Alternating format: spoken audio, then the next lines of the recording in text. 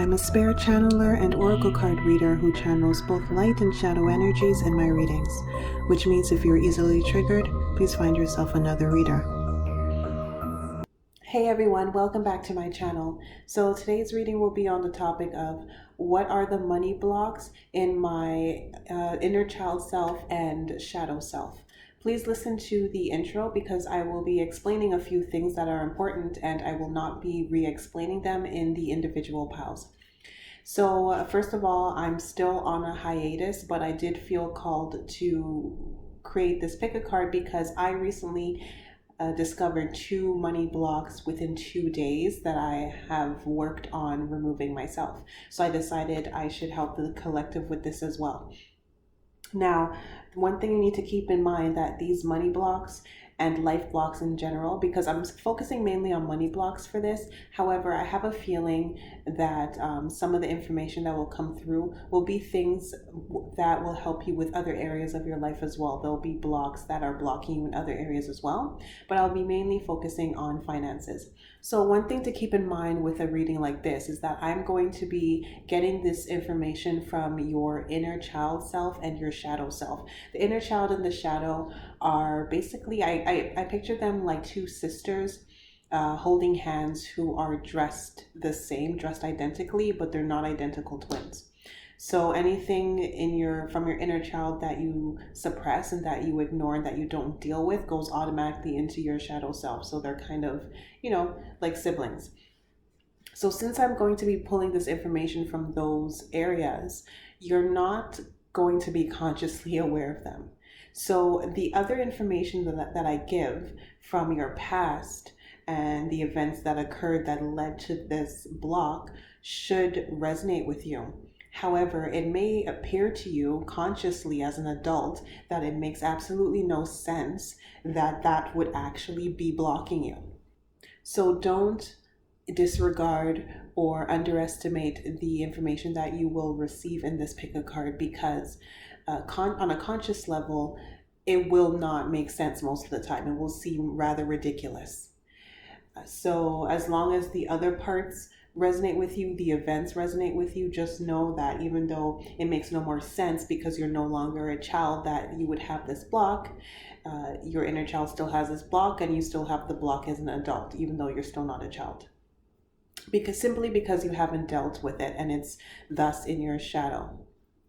So one way I recommend dealing with this information when you receive it is to have a conversation with your inner child and your shadow self. Speak out loud. Just take some time aside, away from people.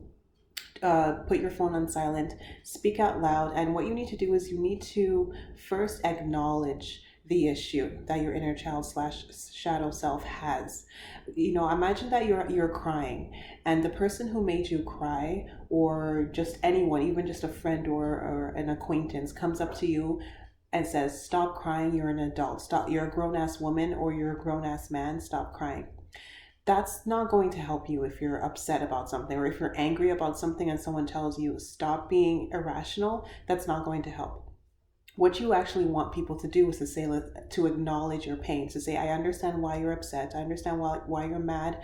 I understand why you're crying right now. However, moving forward, let's deal with this situation so that this no longer triggers you. So that's essentially what you should do with your inner child and shadow self. So first acknowledge the issue. Whatever comes up in this pick a card, acknowledge it. Say, I understand. I do understand that this caused you pain as a 6-year-old, as a 16-year-old, whatever have you. But now, then continue to explain to this inner child and the shadow self that you're now an adult. Even you can give your age to reiterate it and to drive it home. Say, I'm 35 years old or 25 years old, or I'm 40 years old right now. I'm an adult. I'm no longer under my parents' roof, or I'm no longer around my siblings or my teachers or the children in school or whatever comes up. And therefore I am safe, and, just continue to say, et cetera, and reason it out. That's one way that I will give you to work through these blocks. There are of course other ways to work through subconscious blocks, but you would have to look into those.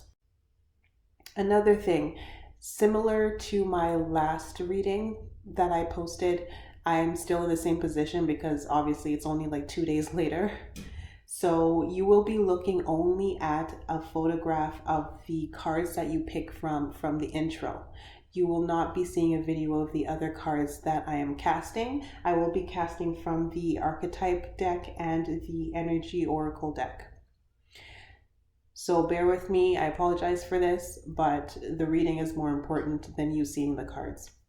So for this pick a card, I will be giving you 6 piles to choose from. I do recommend that you pick 2 if you feel called to 2. However, I do not recommend that you pick more than 3.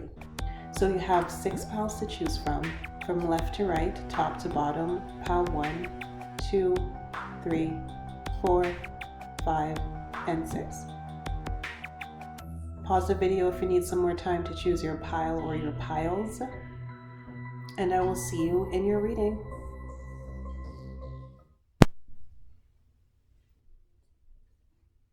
Hello, Pile 1. Welcome to your reading. And once again, like in my last reading, I'm getting over a cold, so if I have to clear my throat during this reading, this is why. So your inner child / shadow self, money blocks. So before casting the remainder of your cards, I did have a vision of a child on a roller coaster and they were having fun. There was a parent with them who was kind of supervising them, but the parent was standing far away from the roller coaster and the parent was looking elsewhere. So they might have been on their phone or they might have just been looking somewhere else and they weren't even paying attention to the kid riding the roller coaster. Because you know, like when you're a child and you go to the amusement park, and even if it's a child's ride that the parent can't get on, or even if it's a ride that the parent can get on, because usually parents can get on children's rides, but even if it's an adult ride because you were a preteen and tall enough to get on, or even if it was a child's ride where the adults most of the time would get on with the child, I'm in this vision, the adult did not get on with you. So this could be a very specific memory for some people watching this where you actually had this experience at amusement parks. But for the rest of you, this is just symbolic, where things that you were doing as a child, whether it's extracurricular activities, sports, arts and crafts, singing, dancing, anything that you used to like to do, your parents didn't exactly pay attention to it. So this is the part of the reading how you're going to know if this is if you pick the right pile or not. If this is kind of resonating with you, then this is the right pile. If it's not, then you pick the wrong pile. You got to go back to the intro and pick again. So I'm getting the impression that your parents, at least one of them, now some of you guys may have had one parent, okay, and the other one was gone. The other people where you had 2 parents, both of them were busy with work. So I'm just seeing a lot of work and distractions. Your parents were distracted with something, mainly work. I'm seeing I have this Midas / Miser card here from the archetype deck. And I'm seeing a lot of accumulation of wealth that your parents were focusing on. Now, because this is a general reading, you may have had one parent who was focused on maybe another family. If your parents were divorced and you had step siblings and they were focused on their job and their family and not really on you, and the parent who was raising you was focused on their job. So you had 2 parents who were just focused on other people and other jobs and they weren't really focused on you.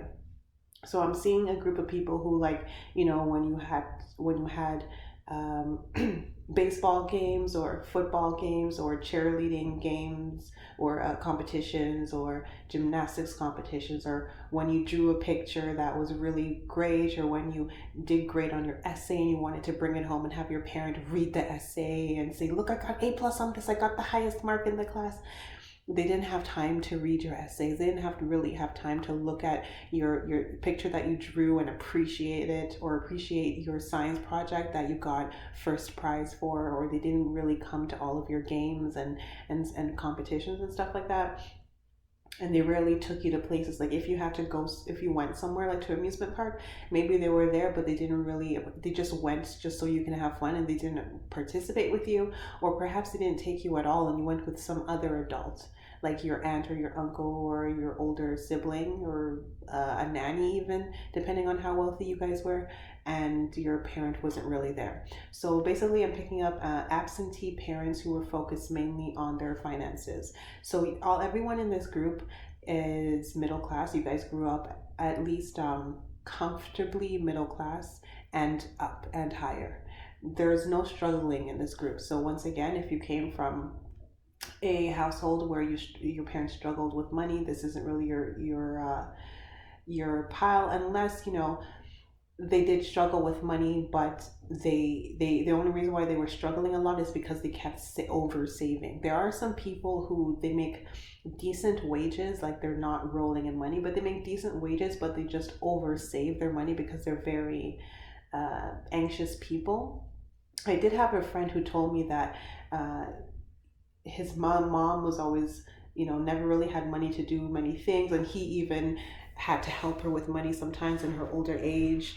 And when they were younger, he wanted, some stuff like some clothes or whatnot, like some new shoes or whatnot, and she would just say, like, we don't have the money for that, and stuff like that. And he found out, after she died, she had left him a good chunk of money. And he was like, I don't understand. Like, she always pretty much went on like she didn't have a lot of money, and she had all this money saved up, and she wasn't doing anything with it. She didn't buy other properties with it. She didn't, help me with extra stuff when I was a kid, So there are some people who, you may have grown up thinking, okay, you guys were kind of struggling, but your parents would have still been working full time, and would have been saving up a lot of money. Because I do have, again, that miser / Midas card here, which you can't see. And there's a lot of emphasis here on someone working and saving money. So your parents, their priorities growing up was working and saving money. So here with this mosaic card that you're seeing on your screen, let chance play its creative role in your life. Next to serendipity merge with the flow. Your parents were rather controlling, but they were controlling, yes, with you, but they're also just controlling when it came to their finances, their accounting, how their house was run, their schedule. They may have very well had to like pencil you in, like if you wanted to go somewhere, it wasn't spontaneous. They had to pencil you in. So if you woke up one morning on a Saturday and you're like, hey, I want to go to the bowling alley or something, if you didn't tell them a week ahead, or you didn't tell them at least a couple of days prior, you're screwed. You either have to find someone else to take you. I'm getting a lot of like you needed to be penciled in energy here. So you kind of picked up this this very particularly organized personality type from your parents. So I'm picking up very earth energy here. You may have a sun sign in an earth sign, so Taurus, Capricorn, Virgo, but you don't necessarily have to, but you probably have some earth sign and some strong placement, or you just exhibit that kind of very meticulous, organized type of personality that you picked up from your parent or parents. Now, I just pulled this walking away card from the Energy Oracle deck, and I'm seeing like that you were happy to finally leave home, because home was never a place where you felt a lot of love and compassion and closeness. There wasn't really like cuddling up on the couch and having a family movie night or a family game night, or all that kind of stuff. So you were kind of happy when it came time for you to go off to college or university, or just when you were old enough to leave home and go out off and earn your own money and be independent. I'm seeing that you didn't hesitate to leave. So most of you guys left home early, like right at 18, 19 maybe. You left home very, very quickly. Like, you didn't diddle daddle. Like, there are some people who remain home until like 25, until they're done post secondary. I don't see you remaining home while you completed post secondary. Like, pretty much when you were done high school, or just when you were going, somewhere around that age, you just left. So I am seeing a lot of traveling here. I do have that journey card that was already from, again, the energy oracle deck, that was already out before I pulled the walking away card, and then I have it next to the community. So there is a lot of movement here for most of you guys. Either you moved around frequently because your parents frequently changed jobs, or your parents were divorced, and some parts of the year you were living with one parent, and the other parts of the year you were living with another parent. So there is something here about instability and a lot of movement. And you may have, again, continued that pattern into adulthood. So you may find that you're frequently switching apartments or switching jobs, or you can never really settle somewhere. But there is something about a lot of moving around. And yeah, I just pulled this indecision card. So you have a hard time making decisions about where to settle down, where to live, or which jobs to really settle down into. So basically, your money block is the fact that as a child, your childhood was kind of, to put it plainly, your childhood was kind of destroyed. Because here from the archetype cards, I have the child magical card, and next to that I have the destroyer card. So that sort of light, magical, child like period of your life where you're able to just be free and happy and share that freedom and happiness with the people closest to you didn't really happen, because the people closest to you, i.e. your parents in this particular situation, were always busy. So I'm also seeing you guys had to spend a lot of time alone. You had to occupy yourselves when you were a child. You had to amuse yourselves. So you may actually prefer being alone a lot of the time. So what I'm picking up is that you guys prefer being alone. I don't see you having like a lot of friends or always hanging out with people. I see you moving around a lot, or not really settling on one place or on one thing, one idea. And I see you spending a lot of time working. You guys work full time. And I see you guys spending a lot of time working, and I see you guys spending more time saving your money than spending it. So most of your money right now is in your savings account, or some sort of TFSA or RRSP or whatnot, and it's not in your checking account. Let's just put it plainly in 3D terms. So your money block is coming from you hoarding money, overworking, and not really having fun, not letting loose, and you're too structured, too organized, and you're a little bit of a control freak with that mosaic card there. Let chance play a creative role in your life. You're a little bit of a control freak, and you got that from your parent. So the main money block is all that, and it's also, when you get to the core of it, it's the fact that you associated money. First of all, you associated money with practicality.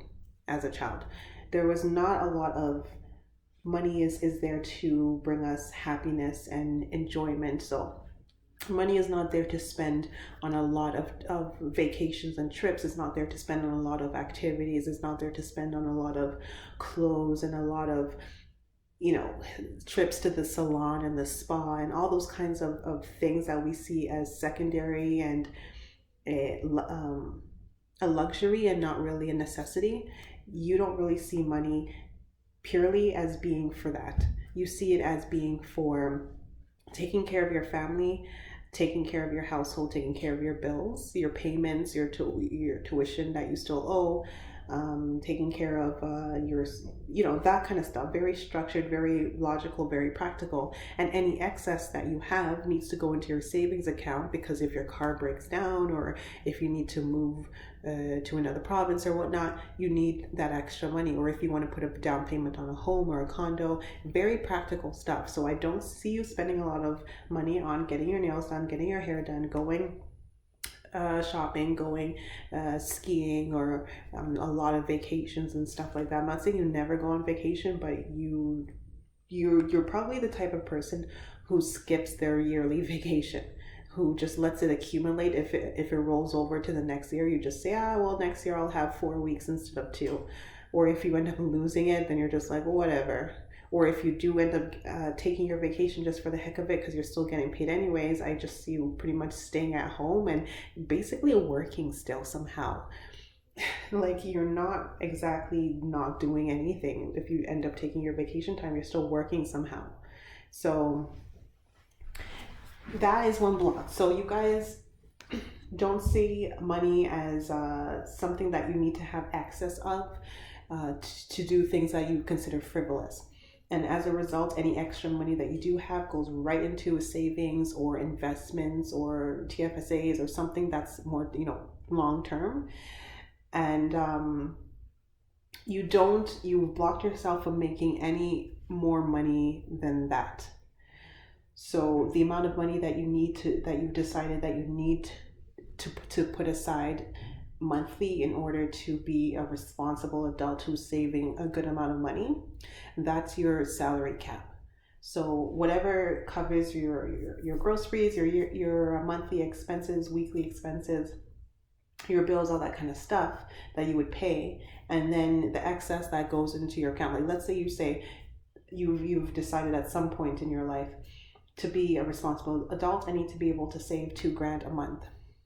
So your income will be capped at, let's just say, for example, $4,000 a month. So you have $2,000 of spending on your rent and car and all that kind of stuff. And then you every month you put aside that $2,000, and you won't make like a dollar over that. So you have a cap with that.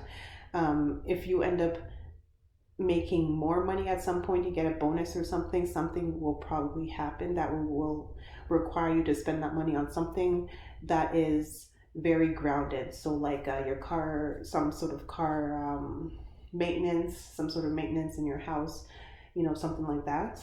Because if it's more money than what you have decided that you need to put into your savings every month, then you're definitely not going to spend it on a vacation or something more frivolous. So something's going to happen to kind of take it away and to rebalance the scales of your income, if that makes sense. So that's one block. Another block that you have at the core is you associate money, like earning money, with working hard. So you may find that you have a difficult time earning money unless you're working at least 40 hours a week, if not more. So you end up pretty much only qualifying for jobs that pay you whatever you at some point decided was your monthly salary cap. The yearly income, if you get paid by salary, once you break that down into months, that's going to end up being your monthly cap. Or if you get paid hourly, once you multiply that by 40, then multiply that by 4 or 30 or whatever, that's going to be your monthly cap. Hopefully that makes sense. So basically you won't really be able to get a job that pays more than your salary right now, or your hourly wage right now, because you've capped yourself at that monthly income. And like I said, anything excess would require rebalancing. This is how it is for everyone, like our paradigms. If you make excess beyond what you've decided is your income it's going to rebalance itself somehow. So even if you end up getting a job where you're working, say, 30 hours a week instead of 40, then you might be able to get a job that pays you a couple extra bucks per hour to make up that amount, if that makes sense. However, if you end up working a job where it pays you a couple extra bucks per hour, but you still work those 40 hours a week, I'm telling you, some shit's going to happen at some point. Either you're going to lose the job or something rather quickly within just a few months, or some expenses are just going to keep popping up. Something's going to pop up to take away those couple of extra bucks. You should have noticed that if you look back on some events in your life.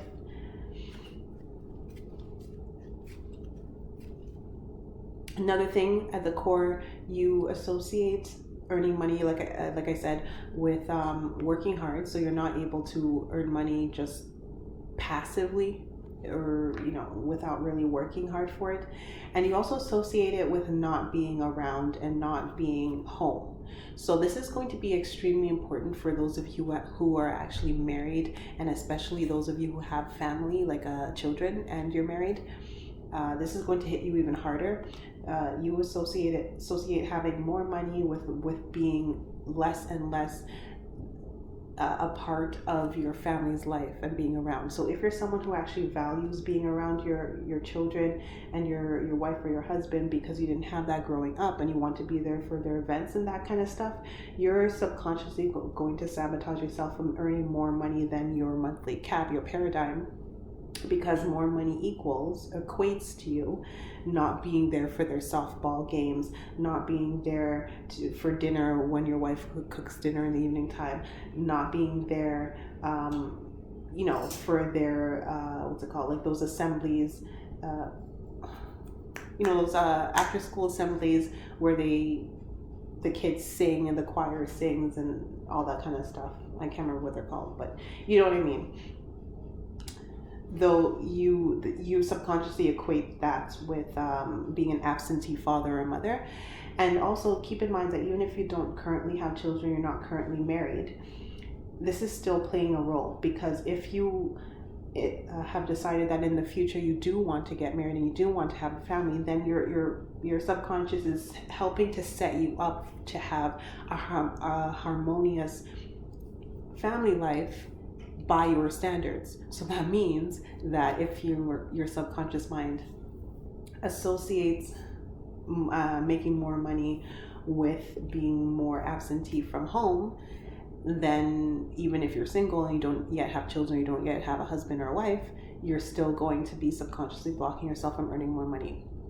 So to just quickly recap, so you can get like the core points of this, of what you need to focus on with your inner child and your shadow self when you're when you are removing these blocks, because you can do this. To just quickly sum it up, you have a block where you associate earning more money with being absentee from your family. You have a block where you associate earning a lot of money with working hard and working a lot. So you have to work a lot and work hard to earn a lot of money. That's another block you have. You also have a block that says that money is only for providing necessities and it's not for frivolous things.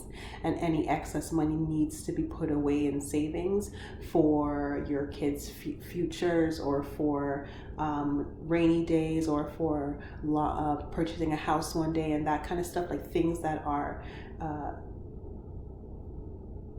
responsible, quote unquote responsible. So you have that kind of block there, and don't underestimate that one, because again, as I said, if you end up earning more than what you need to put into your savings account, some shit's gonna happen.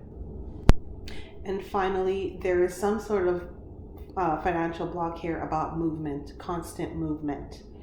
That one's a little bit harder to pinpoint, and I feel like this is only going to apply to some of you. But if you did have to move around often when you were a child, or if your parents moved around often, or if you bounced around between two or more homes as a child, you associate, there's a block here about associating earning a lot of money with less stability when it comes to where you live and being able to settle down. So in order to be able to settle down and not have to move, you associate that with a cap, with an earning cap. Okay, so keep that in mind. Those are your 4 core money blocks that you should work on. So those are your messages. I hope that helps you, and I hope it resonated. Let me know if it did, and I will see you in my next reading.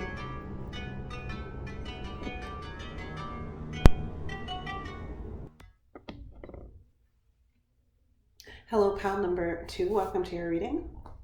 So similarly, like my last reading, it's only been like 2 days, so I'm still getting over a cold. So if I have to clear my throat or something during this reading, that's why.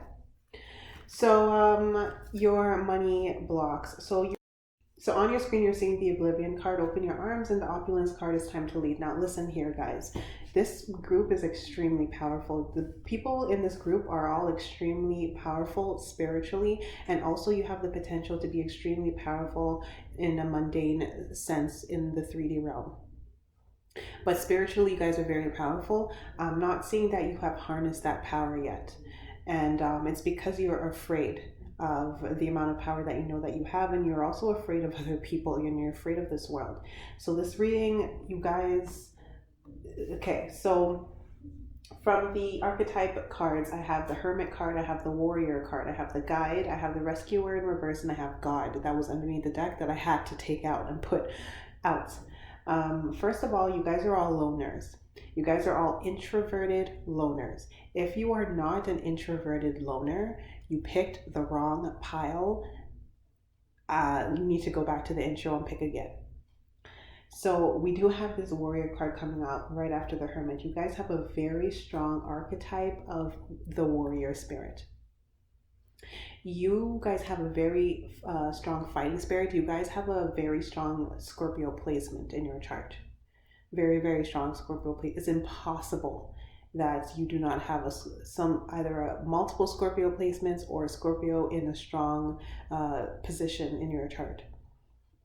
If you have absolutely no Scorpio anywhere in your astrological chart, you picked the wrong pile. Go back to the intro. This ain't it for you, okay? So you guys have this strong warrior archetype. However, and also you guys are meant to guide people. We have this guide card here. It says represents the nature of the divine in life and in yourself. You guys are highly connected to the divine. I also have the 7th chakra Archangel Uriel card and the 5th chakra Archangel Gabriel card in reverse from the Energy Oracle deck. You guys are highly connected to the divine. You're highly intuitive, psychic, mediums, even shamans, whichever slight sages. I'm seeing whichever slight spellcasters. I keep picking up these things. You guys have a lot of connection to the divine. So whichever slight avenue it takes for you guys individually is going to slightly vary. Some of you are shamans, and within shamanism, there are water shamans, spirit shamans, earth shamans, animal shamans, and then spellcasters, mediums, and even within mediumship there are slightly different ones. Intuitives, psychics, of course within psychics there are different people with different clairs: clairvoyant, clairaudient, clairsentient, claircognizant, and there are even 2 more minor ones with tasting and smelling, which clairgustient I think, and clair I don't know what the other one is, but they'll come in different forms for you guys. This is a general reading, but you guys are all spiritually powerful. So the thing is, when you were a child, you were meant to feel insufficient and small. And I'm picking up by pretty much everyone in your life, not only your parents, but your siblings, especially if they were older than you, but even if they were younger than you, especially only by 1 or 2 years, they probably were treating you like they were the older sibling because they were rather dominating. Also teachers and definitely school children around you. So you guys were meant to feel inferior. So you probably all grew up in a household where children in general were seen as inferior, where children couldn't really speak up and weren't really allowed to have an opinion. They just had to go along with what their parents said, and they might have been punished if they tried to speak out and say that they didn't like something or the way they were being treated or something like that. And if that's not the case, that in general your parents treated children inferiorly, then it was you particularly. For some reason you were just singled out among the rest of your siblings as the scapegoat. So you guys will resonate with being a black sheep, the black sheep of the family, or being the scapegoat of the family, and not feeling like you fit in anywhere. So you guys do not feel like you fit in anywhere, especially with that Hermit card here. So with that Oblivion card that you're seeing on your screen, open your arms. I'm seeing this as open your arms to your gifts, because you have closed your arms to your gifts because of a lot of pain. And you've also closed your arms to your spiritual path, or the path you were actually supposed to take in this incarnation, which is to be a leader and to help people. Because every time you tried to help people as a child, you were shut down in some manner. So, and you had to just rely on other people helping you, the adults, because you weren't allowed to do anything yourself. Like essentially what the adults in your life did, especially your parents, they would take away your ability to do anything for yourself, and then they would do everything for you, or have other people do everything for you, and then sort of make you feel that you were incapable of doing anything for yourself. So, it's kind of like you weren't allowed to really cook and use the oven, for example. So you couldn't really cook your own food when you're at an age where you would be okay using it. I don't know exactly what age that would be. Maybe 11, I guess. I don't know. 10, maybe. I don't know. But at an age where it would be okay to allow you to make something light, make your own dinner, even maybe make dinner for other people. I don't feel like your mother really let you do that. And then, of course, she was always doing all the cooking and stuff. And then sometimes she may have made some sort of backhanded comments about, if you didn't really like the food, or you didn't want to eat your vegetables, or something, or she was making something and you felt like something else, you wanted something else, she would make these kind of backhanded comments like, I spent hours cooking, and you stay at home, you're there watching television. You get home from school, you're watching TV, or you're playing your video games, or you're reading your book, and I'm the one who is slaving over the hot pot and the hot oven, and now you're telling me little Missy is too good to eat my stew. So that's going to vary for all of you watching this. Some of you guys, she may have said things very directly like that, and others of you guys, it would have been something about her attitude, or where it would have been like kind of like a scoffy attitude, like, ugh, like, I spent so long making this, like, you got to eat it, you have to eat it, like something like that. And I'm using dinner and cooking as one example, because that's what's coming to mind, but it could be anything. If you had to go somewhere, for example, and your parents didn't want you taking the public transportation by yourself, and they insisted on driving you everywhere you wanted to go, and then, if they had to drive you, then maybe your father would, just have this kind of air about, I had to take an hour and a half out of my day to drive you to the mall to get your jeans, like, and for some of you guys, he may have actually said something like that, but all of you guys, there would be little things that they would have said. Even if it wasn't as direct as that, they would have said some things that would have let you know that this is how they were feeling. And you guys, some of you guys will need to actually stop and actually think hard on this, because you've shoved this down so deeply, because it's not nice when people are making you feel that way. So if they didn't very directly, for some of you guys, say these things word for word, then you may have to actually stop and actually really think back. How did they make you feel about things that they had to do for you? Did they make it feel like a chore that they had to do these things for you? Did they make it feel like an inconvenience that they had to do things for you? Like if they had to drop you to school, or, how did they make you feel about doing these things for you? So as a result, you grew up and you don't like people doing things for you. So I had, where was it? Rescuer, yeah, the Rescuer card in reverse. Now the shadows says something about you assuming people who you help will reciprocate, and keeping the rescued ones needy. I'm not really seeing this for you. What I'm seeing this for you as you not taking help. And the reason why I'm seeing this is because, again, we have that Oblivion card, open your arms. And I'm also seeing that it's twofold. Not only open your arms to your gifts that you're not embracing, but open your arms to help and assistance from other people. And then, of course, we have the Hermit card next to the Warrior card, which literally says, I'm going to do this shit on my own. But it can't be clearer than that, which you can't see the two cards, sorry. But so as a result, you guys grew up and you don't like taking help from other people. So right away, we've uncovered one main financial block for you, that is, you don't like people helping you. So you don't like people helping you in any area of your life, and especially since we're focusing here on money, you don't like people giving you money. If they give you money, you want to pay them back. You hate having to ask people to borrow money. And if someone has to hook you up with a job, you feel like, oh fuck, I kind of owe them. you know if someone at work helps you with something, you kind of feel like, I should have been able to do this myself. Now they're going to think I'm stupid or something like that. You subconsciously do not like taking help from other people, and especially you don't like asking other people for help. So this limits you financially because especially when it comes to advancing in your career, networking is a great way to advance in your career. And people, you come off to people as everything, how to do everything yourself. You come off very independent and very kind of Leo-like. You may have a Leo ascendant, but you come off very, I can do everything myself and I don't need anyone's help and I know what I'm doing. So that rubs people the wrong way. People think that some people will think that you think you're better than them. And it also doesn't help that you also have an aura of that's more grandiose than the average human being, simply because your essence, your soul, is a leader and a warrior and a guide.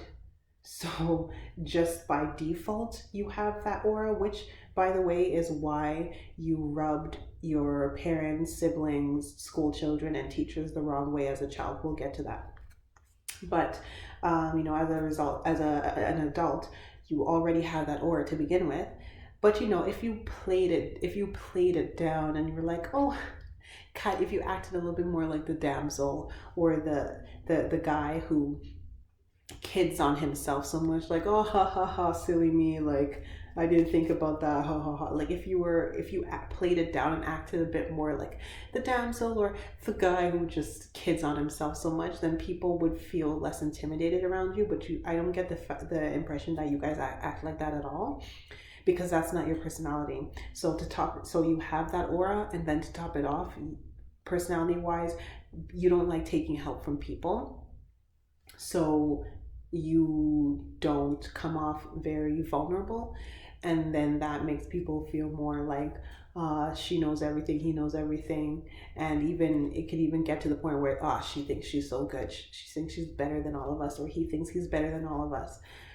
So that's one block. So you're not going to ask people for help. So say you're trying to launch a business, or you're trying to get better at your job or something like that, and someone can help you with that. If you're not going to at least pay them to help you, you're probably not going to take their help. So like maybe if it's an online course where you buy the online course and they help you to start a business, then yeah, sure, you're going to take their help.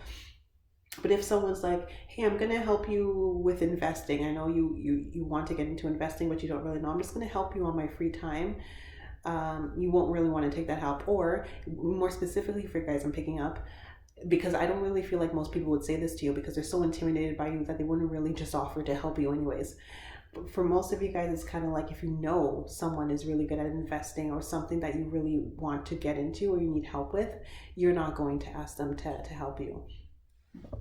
So that is a money block, because if you don't ask people to help you to get to the next level of your career or your investing abilities or whatnot, or your business launching abilities and whatnot, or if you don't accept help when people try to help you with these things, then you're going to stay stuck in the same position. So right away, that's one money block right there. So let's just quickly go back to the aura that I was telling you about. So if you kind of wondered, why are people always picking on me? Like when you were a kid, it seems like people are always out to get me, and it feels like people are just jealous of me for no reason, or they're just what's the word? They're just intimidated by me for no reason. Like if you just felt like you always intimidated people, even adults, you not only seem to intimidate kids your age, but it seemed like adults were like, for some reason they were somehow intimidated by you or jealous of you, or they just kind of picked on you a bit more. It's just because you have this aura of opulence. You see that opulence card on your screen? That's you. That's literally you. So you see how she has that gold horn, the gold mask with the horns? That's how people see you. See how her head is held high, her chin is up. She has the huge horn, which is like a crown. It's made out of gold. You know, she has the mask. She has the leaves and all that kind of stuff. People, that's how people see you. So they see you as someone, you know, wealthier than you actually are, someone more privileged than they actually are, someone more beautiful than they actually are. And I'm not saying you're not beautiful, but you just come off more than everything that you actually are. And you already are very grand to begin with. And I know some of you guys with your self-deprecating thoughts are saying, no, I'm not very grand. Listen, you guys are very smart. You guys are very beautiful. You guys are very talented, multi-talented. You guys can do a lot of things. Okay, you guys are also very spiritually powerful. So even if you don't realize it, you already are all of those things. And then to top it off, because other people are below you in those areas and other areas that I haven't mentioned, you seem even higher up. Do you know what I mean? Like, let's say, for example, you're a part of the royal family. Let's just use a random royal family, like, to give a concrete example. If you're a prince and someone else is a princess in a neighboring country, you guys are going to seem almost equal, even though, say for example, the prince comes from a country that's bigger and has a higher income. What is it called?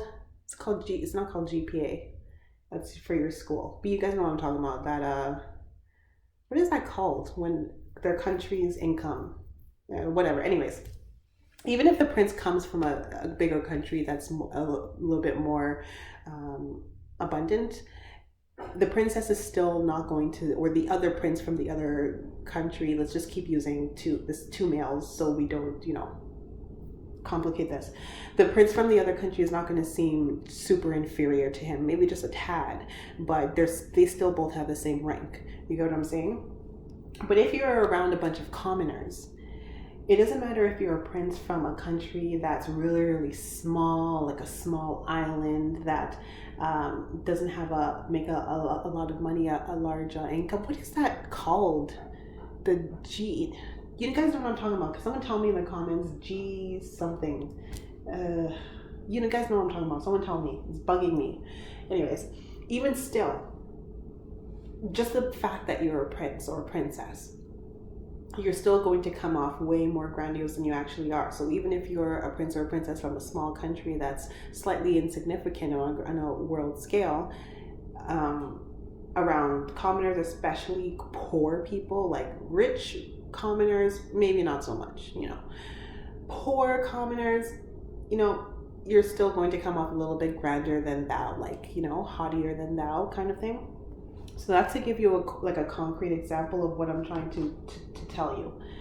So just by virtue of you guys being princes and princesses in the spiritual realm, which you basically are, you already have that aura. So this is why people were like treating you very oddly as a child and as an adolescent and a teenager, and even like your entire life. That's exactly why they were seeing you like that opulence picture, even though you weren't seeing it. Because that girl wearing the golden crown, if she never looks in a mirror, yeah, she knows that there's something on her head. She knows there's something on her face, but she doesn't really know what it looks like. So if everyone's always looking at her like very impressed.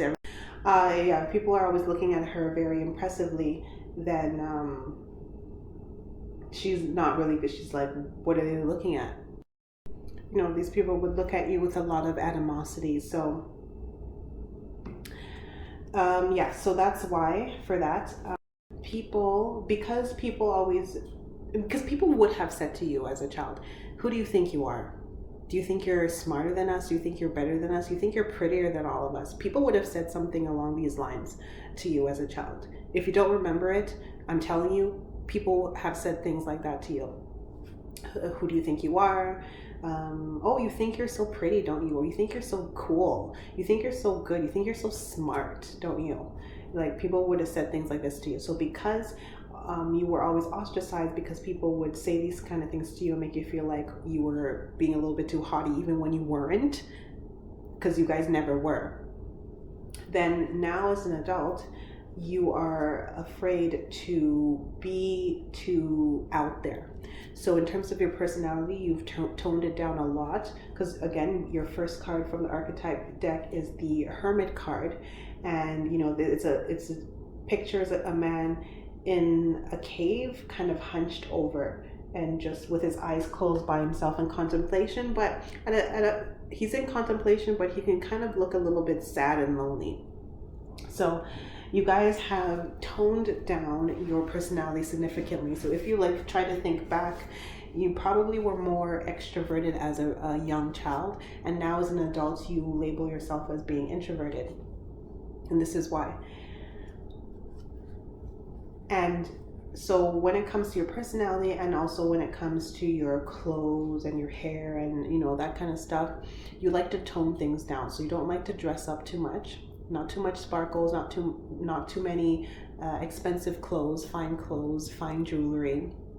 You don't like to go too crazy on your hairstyles where you get a lot of attention for it, where you attract a lot of attention.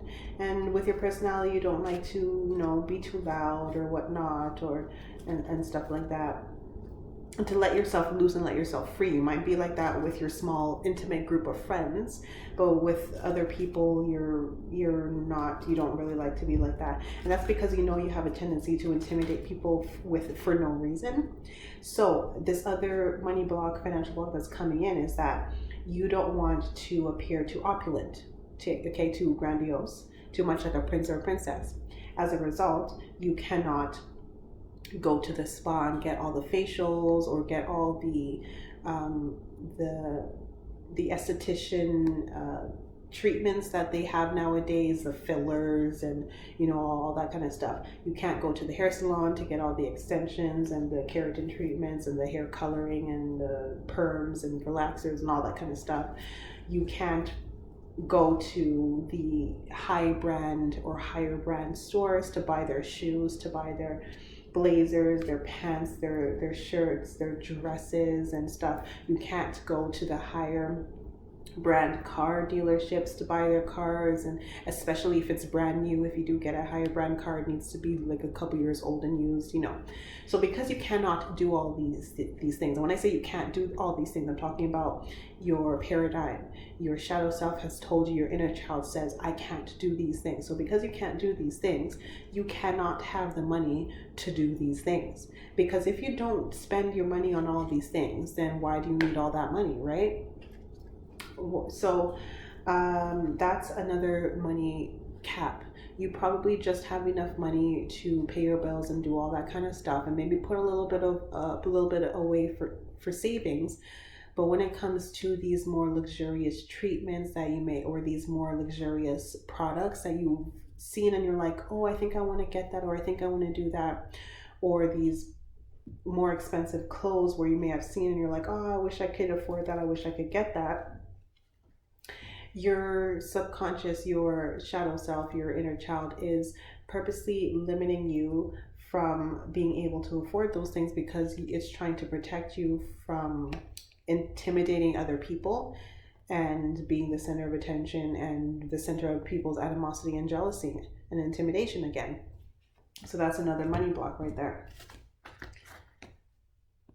Another money block I'm picking up is that you don't want to lead. You're a natural born leader, but if you have a more prestigious job or you have a more prestigious business that's more successful, then you're going to have more attention on you and you're going to have to lead more people. And your experience as a child is that leading or being the center of attention brings, again, animosity and jealousy. This is all, your whole reading revolves around animosity and jealousy and intimidation from other people. So your inner child and your shadow self is trying to protect you from that. So, and another way it's helping you do that is by limiting the amount of friends that you have. So that's why you consider yourself to be an introvert and a loner, someone with just a small circle of friends. That's why you don't really make friends easily, because it's trying to prevent you from being the center of people's animosity and jealousy and intimidation. So to wrap up your reading, your main money blocks are again, centered around other people's jealousy, intimidation, and animosity. And one main block is that if you get all the spa treatments and all the body enhancement treatments that are popular and expensive, and if you get all the fancy clothes and the fancy cars and the nice apartments or the nice house, and you live in the nice neighborhood and all that, and you have the very prestigious job and all that kind of stuff, if you have all that and you wear all that, you're going to attract jealousy, animosity, and intimidation from other people, and resentment. So that's one money block. Your inner child, your shadow self, is blocking you from having excess money to be able to do all of those things. Another block is your inner child, shadow self, is afraid of asking other people for help and taking help from other people, and it doesn't like to do those things. So because you do not take help from other people, you tend to stay in the same level of your in your career and in your business. It doesn't really grow because you're not really learning new things, or you're not allowing other people to really help you. So that's another money block right there. You don't like to take help from people, because then you feel like you will be in their debt, and especially since every time that people helped you, they would make you feel like it was a little bit of a burden in some manner to help you, so therefore you don't like people helping you. So that's another money block. You don't take help from people. And the third and final money block that I'm picking up for you guys is that you don't want to be in a leadership position, because you are a natural born leader. People just naturally gravitate towards you in groups as the leader, but you always shy away from that. And if you are someone who earns a lot of money, you are always a natural leader. Anyone who earns a high income is a natural leader. It's because they have a business, that they own a business that's really successful, and therefore they have employees underneath them, or they have a high position in some company and they have a lot of employees underneath them. So because you don't like to lead people, because every time you were at the center of attention, you received, again, jealousy, animosity, resentment, intimidation from other people, you don't want to be a leader. And of course, you associate earning more money, a lot of money, with being a leader. So that's another money block right there. You don't want to be a leader, therefore you don't want to make a lot of money. Okay, so if you need to rewind just that last part to get your 3 main money blocks again, go ahead. But those are your messages. I hope that helped you, and I hope it resonated. Let me know if it did, and I will see you in my next reading.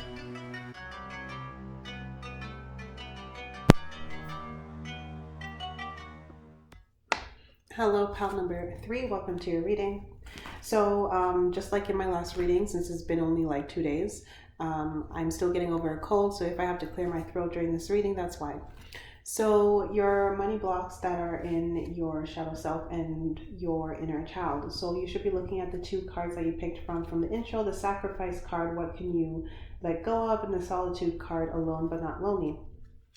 So before casting the remainder of your cards, I had a vision of like a preteen or like a teenager on the ice skating, and they did that pirouette. I don't know what it's called. I think it's called like a pirouette on the ice, where they spin around with their leg out, like kind of like 90 degrees. And then they land sort of like, with their hands up and straight. You know what I mean? So some of you guys watching this used to be professional or semi-professional, actually, ice skaters as a child. You took a lot of classes and you were trying to become professional. Others of you guys, it could be, of course, the rest of you guys, it could be anything. I saw ice skating, so I picked that up specifically for some people. The rest of you guys could be ballet, could be gymnastics, anything that you had to practice at a lot as a child. So you guys, as a child, you guys were practicing a lot at something. So if as a child, in your childhood, you were not constantly rehearsing something, tennis, ballet, gymnastics, ice skating, football, baseball, dancing, cheerleading, for like professional level, if you were not all constantly rehearsing something as a child, you pick the wrong pal. You have to go back to the intro. This is not your pal. Everyone in this group they were trying to head towards professional status in something, and it's in one of those fields where you got to start when you're a child, and you have to practice every damn day, and you have to have one of those parents who are almost like psychomaniacs, where they just push the kids, so that they can be a professional when they get older, maybe go to the Olympics or just go to, the ATP or WTA for professional tennis, NBA, WNBA, basketball, like whatever it is, so they can get there. So again, if you don't resonate with that, this is not your pal. Everyone in this group, you were supposed to become a professional at something. So what happened is that you didn't. Let's just be real. You didn't. It was competitive. Something happened. You got to a pretty darn high level as a child, but you never broke into the professional level. So now you're not doing that as your career. You're doing something else. Now, I feel like this is where the group kind of sort of splits into two. There's the first group of people I was seeing was that you were doing something that your parents pushed you into, but that you didn't want to do at all. And then I kind of saw some groups of people who were disappointed that they didn't get to fulfill their dream, and what they were doing as a child was their dream. So this is some of you guys, you're really disappointed over this. You really actually wanted to do that. Others of you guys, you thought you wanted to do that only because you wanted to please your parents, who really wanted you to do that.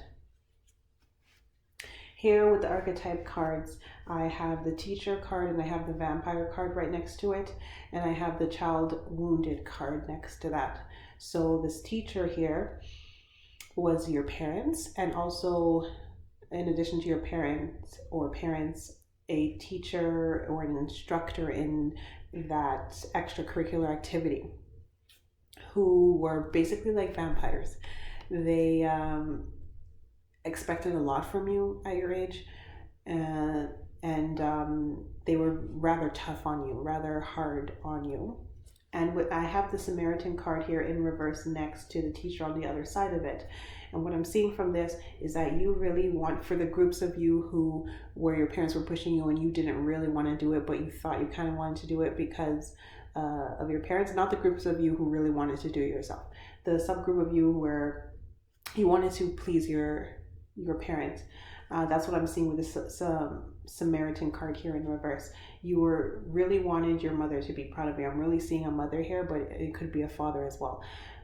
You really wanted them to be proud of you, and you really wanted to do it because this person was living vicariously through you. And you probably have a parent who themselves almost went professional in whatever it is, and they were living vicariously through you, or they wanted to do it, but they didn't have the talent to do it. So anyways, it didn't work out. With that sacrifice card, what can you let go of? You had to sacrifice this dream of yours. It was either, like I said, one subgroup of you, it was your dream. The other subgroup of you, it was your parents' dream. And now with the solitude card, alone but not lonely, what I'm seeing, and it's funny, right next to that card with the archetype deck, which you can't see, I have the seeker card. So what I'm seeing from those two cards is that you guys haven't found yourself now. Now you're sort of wandering around, you're drifting around, you don't know who you are, you feel like you're a fish out of water. Now you just gotta like re-find yourself with that seeker card and that solitude card. You feel like you were thrusted out of your life purpose for whatever reason, because you didn't go professional. Some of you guys actually got a wound. We do have that child wounded card, and we have that sacrifice card where she has a prosthetic arm. Some of you guys actually got injured, and that's why you had to stop doing what you were doing. But now you guys are trying to find yourself again. Now here's the thing, with the energy deck, I have a woman holding a heart in reverse, I have angel of balance, and I have a woman holding a coin in reverse, and then I have fifth chakra archangel Gabriel in reverse, and then I have walking away upright. What I'm seeing from this is that you associate heart's desire. There is a link between your heart's desire and money. So we have, again, woman holding a heart in reverse, Angel of balance, then woman holding a coin in reverse. Heart's desire. Okay, if you're able to follow your heart's desire, you're able to earn a lot of money. If you're not able to follow your heart's desire, you're not able to earn a lot of money. This is the paradigm. This is the subconscious belief. This is the belief from your inner child, that's in your shadow self, that is blocking you from earning a lot of money. Because you are not doing what you truly want to do, and because you're still trying to re-find yourself and find something else that you really want to do, because you had to let go of your dreams when you were a child of being this professional, you do not feel that you are deserving of a lot of money. Because the way that your parents and your teachers and instructors made you feel is that, if you would slack off, if you were lazy, you were not worthy. Like people who would miss practice, people who wouldn't give it their all in practice, people who would complain, oh, I'm sick, I injured my leg. You may have had a teacher like when I was in the grand ballet company when I was in my 20s, a night before the show, during rehearsals, I injured my right ankle. And what did I do? Did I cry about it? No, I went out on stage and I performed, and I was the talk of the town. And if you want to be the head ballet dancer of my institution, of my company, you need to get it together. Like, this is what I'm seeing for you guys. So, because these people were so harsh with you, and it was kind of like, if you give up, if you take a day off, if you don't work hard enough, that kind of stuff, or if you fail, if you don't get a prize, if you don't get, gold, bronze, or silver, or even worse, if you don't get first place, but you get second place, then you're a failure. So if you didn't do well, you didn't deserve rewards. Let's just put it plainly. If you do not do well, you do not deserve rewards. This is a belief that you have. So because you failed at this grand career, you did not do well. And I'm not saying this. This is what your inner child is saying. This is what your shadow was saying to you. This is what you believe. Right now, you're going to work on this. After this video, you're going to take this and you're going to go work on it.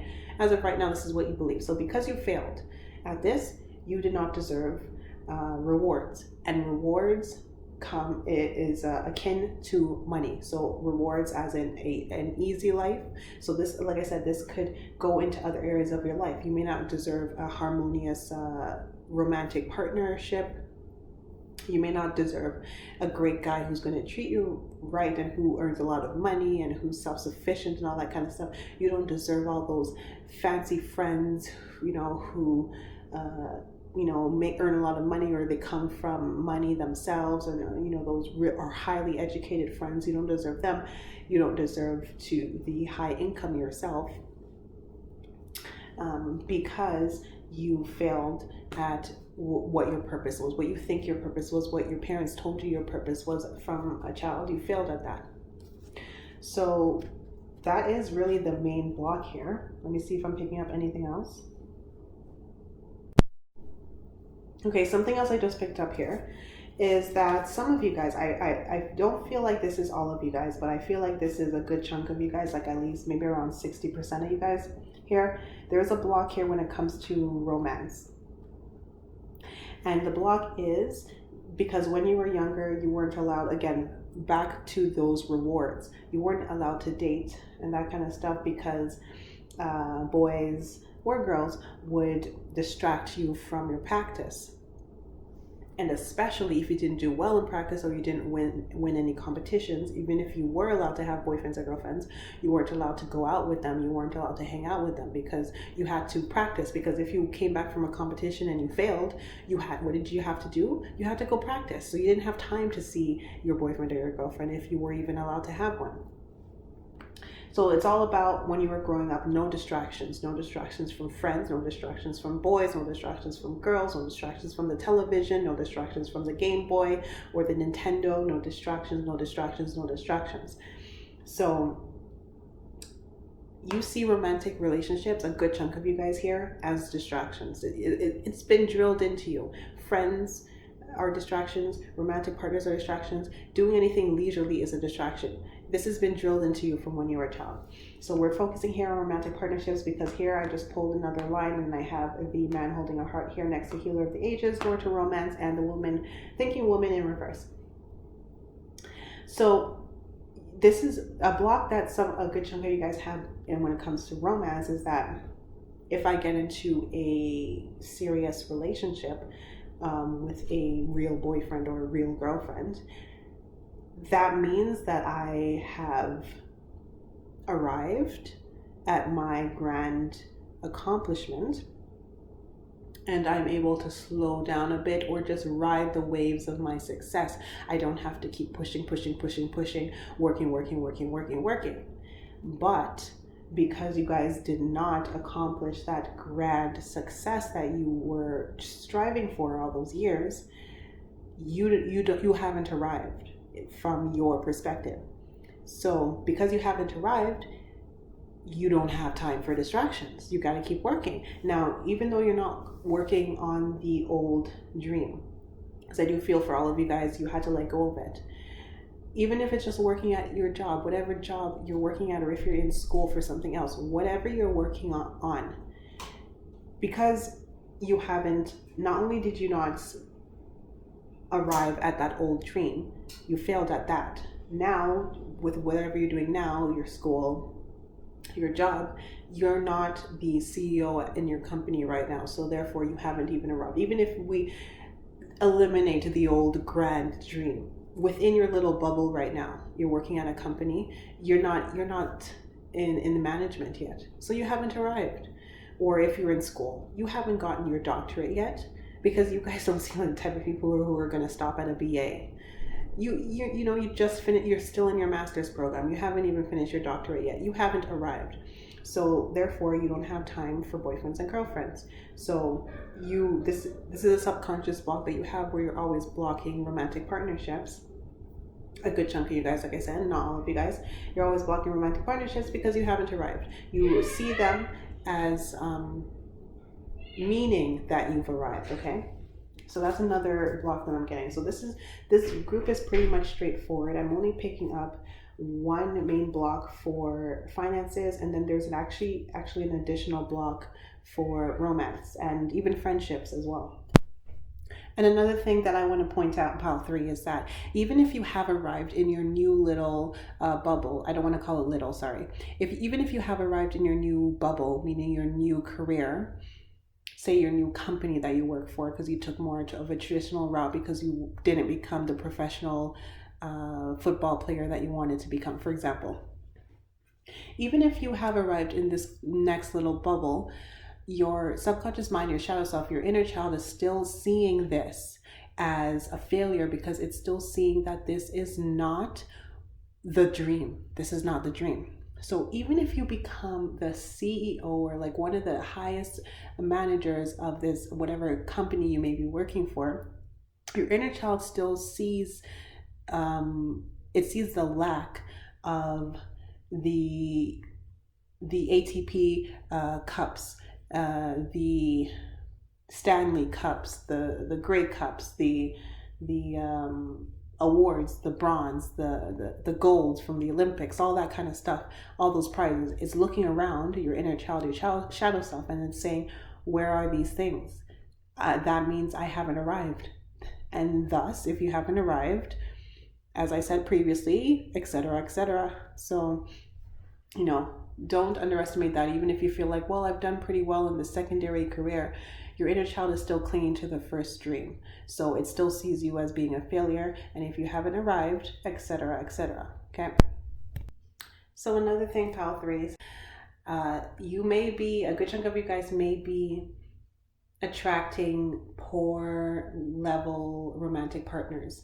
So even if you are still in relationships, you may find that you're attracting people who are subpar, and it's for that very reason that I mentioned previously.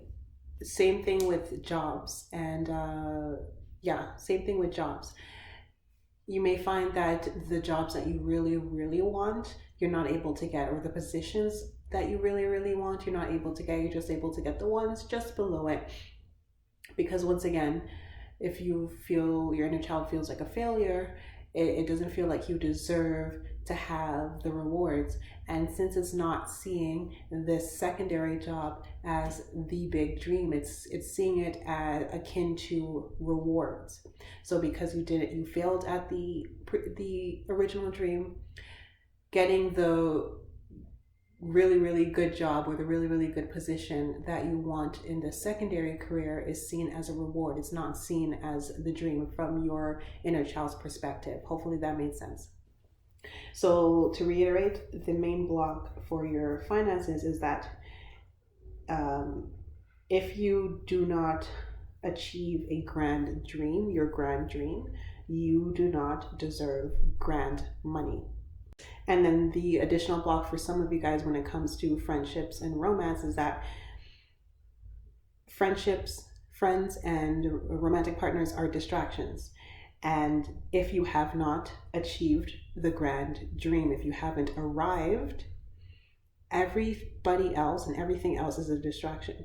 It's only when you arrive and when you accomplish things are you allowed to have the reward of these distractions for a while. So because you haven't arrived, you do not deserve, or you're not allowed to have lots of friends and strong, long-lasting romantic partnerships. That's another block for some of you guys there, okay? So those are your messages. I hope that helped you and I hope it resonated. Let me know if it did, and I will see you in my next reading.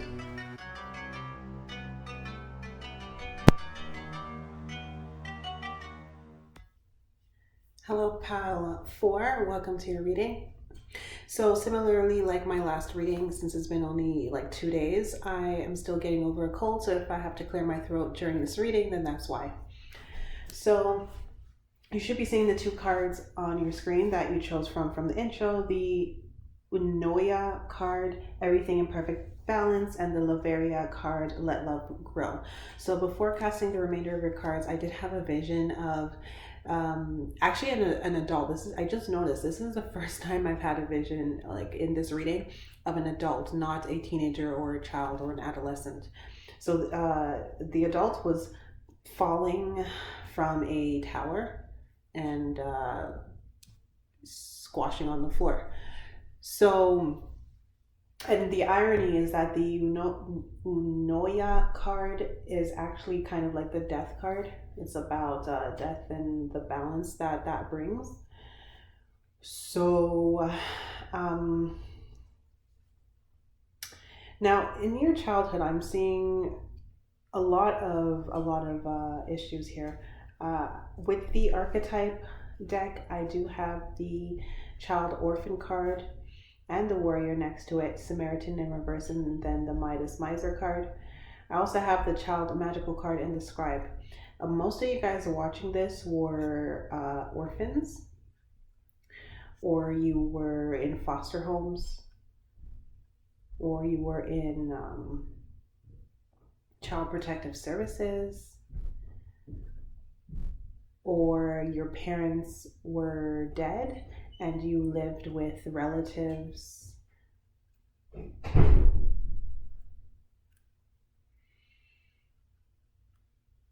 Yeah, that's all I'm seeing. I'm not seeing anyone in this group who actually had their parents with them. Let me just double check.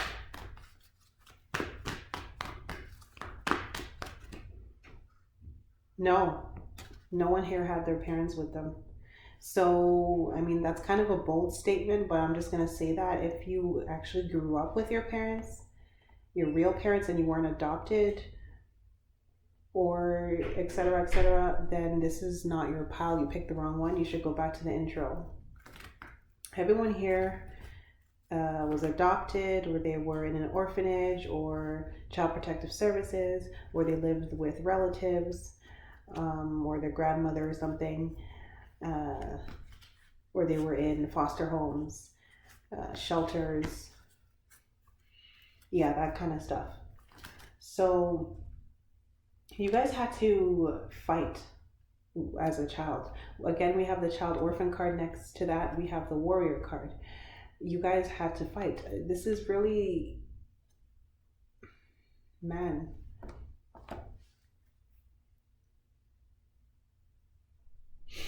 I'm seeing you guys had to fight. You guys had to grow up early. You didn't really have a chance to be a child. Because we have the child magical, then we have child orphan right after it, then the warrior. Before that, we do have the scribe. So it's kind of like a lot, for most of you guys, this orphaned state happened a little abruptly, like you weren't born an orphan. Something happened rather abruptly where you went from the child magical to the child orphan. And another thing with that scribe card, a lot of you guys used to love to write as a child or draw. Used to love to tell stories as a kid, and you kind of let that go. But you really did have a knack for writing, a good chunk of you guys. A lot of you guys, if it wasn't writing, you guys were just very good at school. The rest of you guys were like excelling at school or something, and then you got ripped away, like you're ripped away somehow from school. You had to move. You had to maybe change schools. Or you were so busy focusing on your survival and your issues at home that your school grades dropped because you were too distracted. So you guys, a lot of you guys went from A students to like C students or D students after a while. And then the rest of you just really, really loved writing and reading. So as a child, basically, you had to watch your back. I'm seeing a lot of fear that people would steal things from you, and a lot of fear that you would be kicked out and homeless again, and you would have to pack up and move again. So there's a lot here about you having to watch your back, having to pretty much sleep with one eye open, having to maybe not unpack because you might have to pack again next week or pack again very soon, so you wouldn't fully unpack your stuff. Also something here about you not having a lot of stuff because you weren't able to accumulate a lot of stuff because you didn't have people there to buy you a lot of stuff. And then of course the fact that if you did have a lot of stuff and stuff that was valuable, that you had more stuff to look over and watch over because of fear of it being stolen. So, and there we go, we just identified your first financial block. We, right from the get-go, we just identified it. Your first financial block, money block, is that if you have a lot of stuff, you have to watch your back more because people are going to want to take your stuff from you. And that stuff can be physical stuff like cars, homes, clothes, motorcycles, pretty hats, pretty shoes, all that kind of stuff. And it could also be jobs. Because when I did have that vision of you falling from the tower, I tried to clarify. I'm like, how did they fall? Did someone push them, or did they just jump, or did they trip? What happened? And then I saw someone, I looked up at the tower and there was someone there who I saw had pushed you. And I'm just like, why did they push them? And I received the information that it was like they want to take what they have. So your first financial block, the main one here, we already discovered it, is that if you have too high of a position in your job, someone is going to take it from you. No one pays attention to the little people at the bottom. Okay, the workers, the ants, the worker bees. No one pays attention to them. There are like 500 of you in the factory, 500 of you in the company, all over the city or the country or whatnot. So no one's going to really pay attention to you. Who do people really pay attention to? The people who are more at the top, the queen bee in the hive, the queen ant in the colony. These are the people who need to watch their back. So you have a subconscious limiting belief here that if you have too high of a status, that you're going to have more people trying to take this from you. Very Seven of Wands energy. I'm not using tarot for this reading, but if I was, Seven of Wands would be here, no doubt. Very, very, very Seven of Wands and Nine of Wands energy for you guys. So that's your first limiting beliefs. So also, you don't want to accumulate a lot of stuff. So also with money, so the job thing, like I said, if you have a high status, someone's more likely to try to take it from you, and someone's more likely to be able to take it from you because there's more competition and there's less competition at the bottom. So you think. We all, technically that's not true. There actually is apparently less competition at the top and more competition at the bottom because most people try to go for entry-level jobs, but it appears to most people that there's less competition at the bottom and more at the top. And also this is also when it comes to things, physical things, and about the physical things actually being stolen. So Harleys or I don't know, Mercedes cars, whatever, you can't get those things because someone might actually steal them, So just to prevent you from getting those things, you can't have the income to afford those things.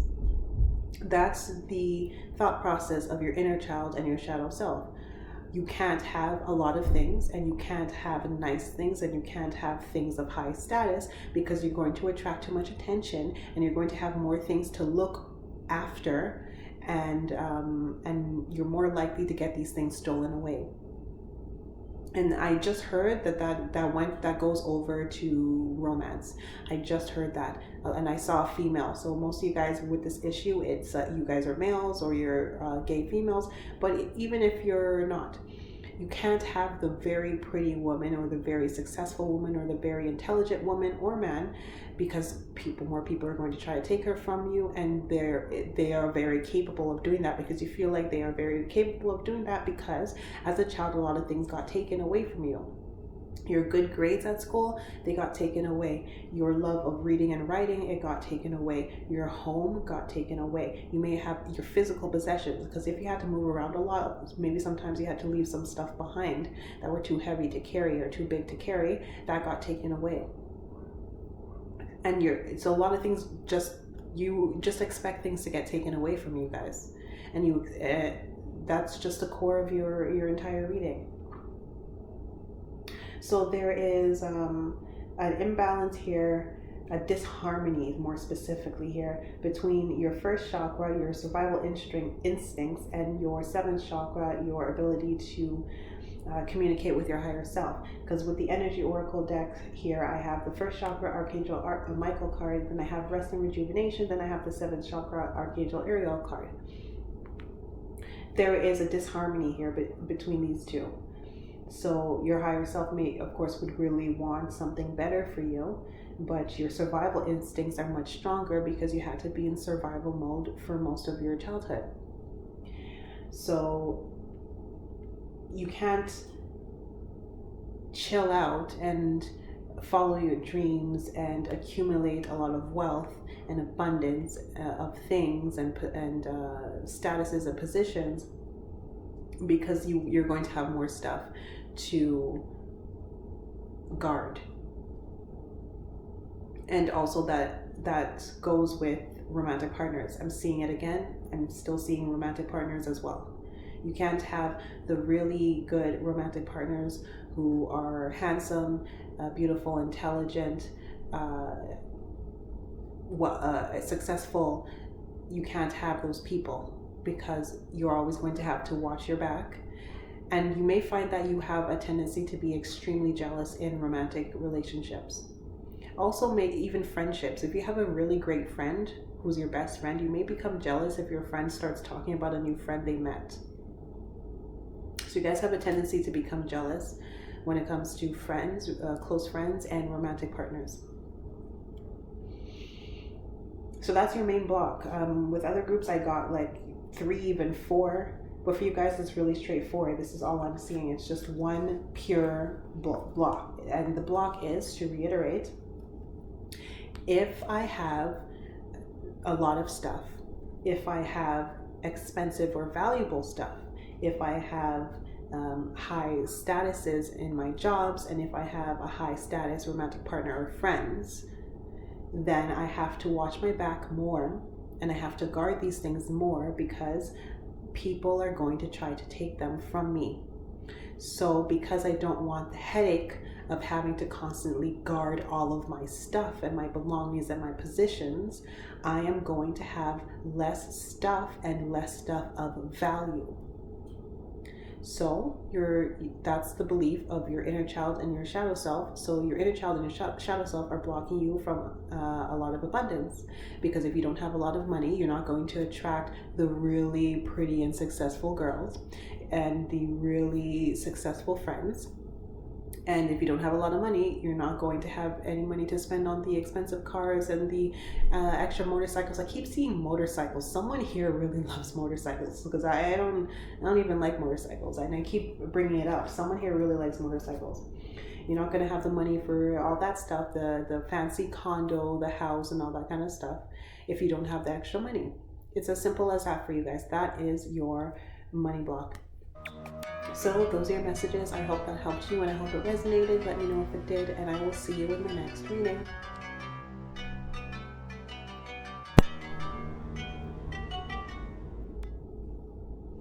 Hello, pal number 5. Welcome to your reading. So similarly, like I mentioned in my last reading, since it's been only 2 days, if I am clearing my throat, it's because I'm getting over a cold, so that's why.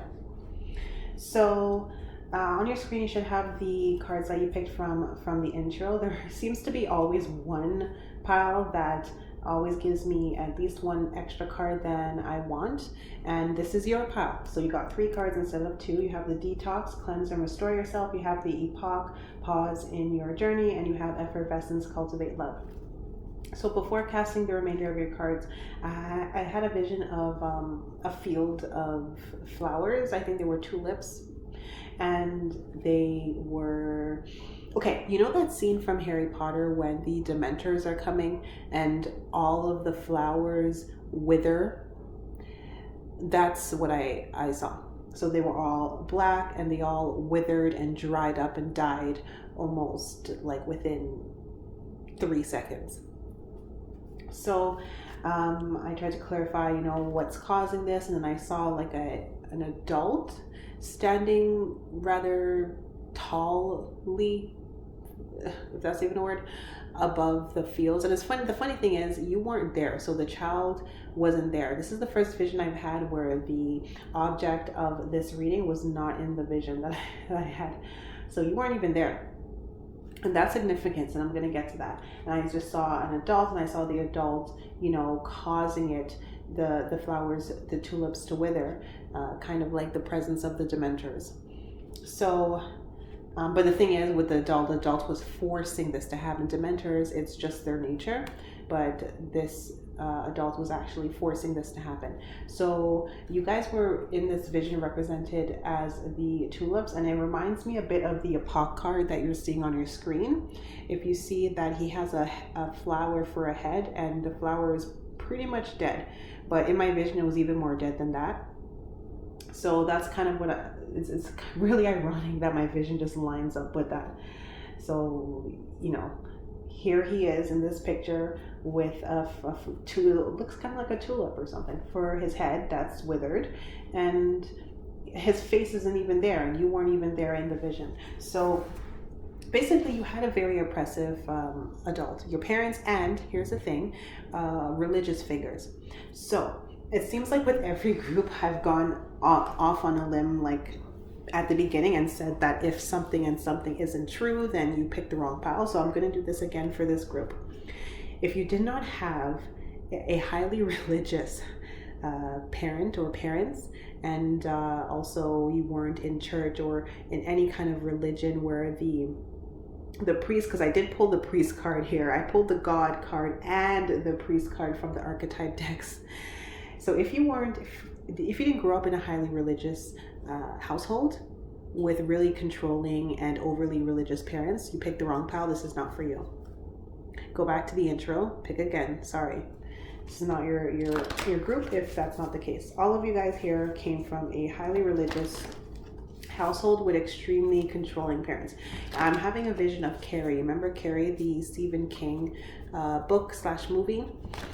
I remember her mother was like a psychopath, highly religious psychopath, and she wouldn't let her do anything, and Carrie like lost her shit.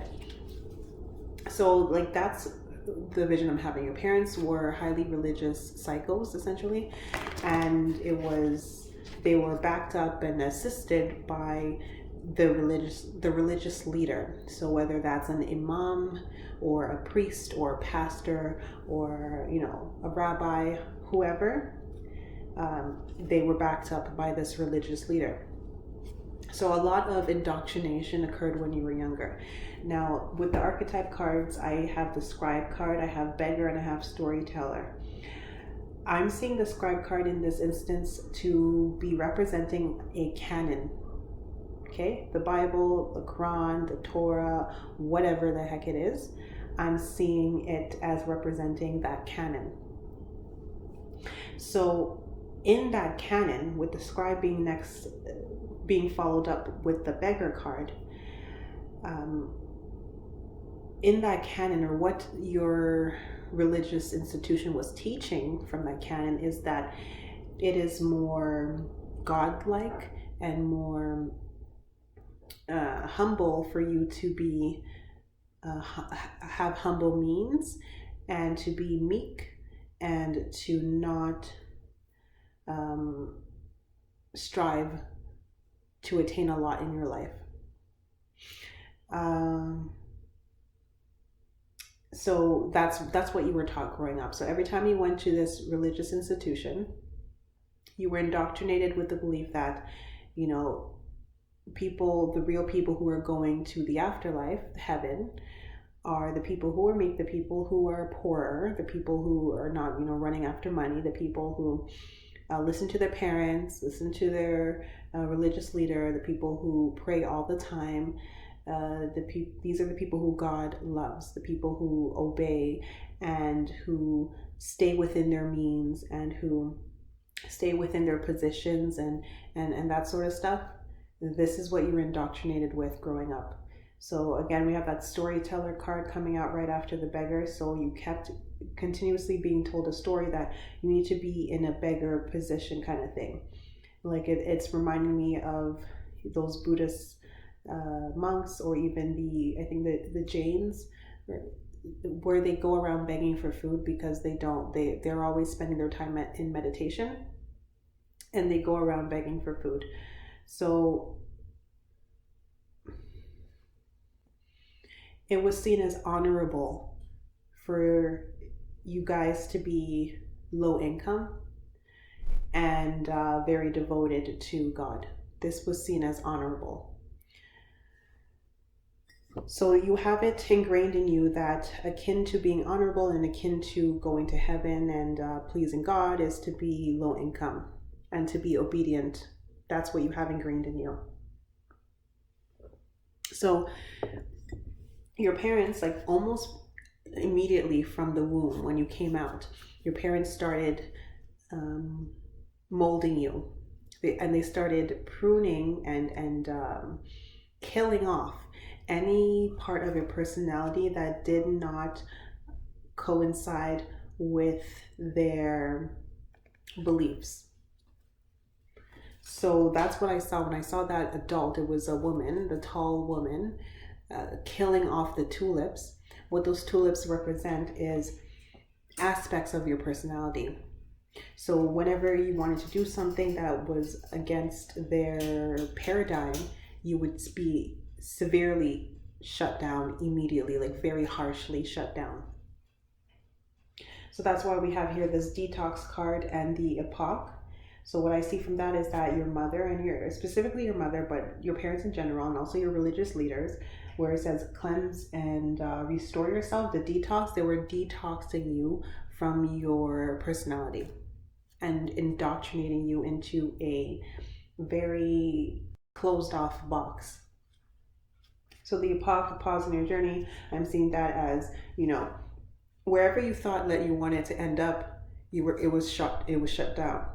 So if you were ever thinking, hey, I want to do something that was grand, and when I say grand, it doesn't have to be huge. It just has to be bigger than whatever the hell your parents did. So if you wanted to do something that was just bigger than whatever your parents did and your grandparents did, it was immediately shut down. And I'm remembering Joel Osteen's story. If you're familiar with Joel Osteen, the story is that his father, who was the one who started Lakewood Church, his parents, so Joel's grandparents, were farmers, and they always picked cotton all the time. And when Joel's father wanted to go off and become a pastor and go off and do something else in the city, his parents were like, all you know to do is to pick cotton. All you know to do is to be a farmer, So they thought he was going to fail, and they highly disapproved of it. So this is exactly what I'm seeing. If you ever told them, if you ever expressed to them that you wanted to do something that was grander than what they were doing or bigger than what they were currently doing, they shut it down immediately. So with the archetype cards here, I do have the engineer card next to God, and next to that I have the priest.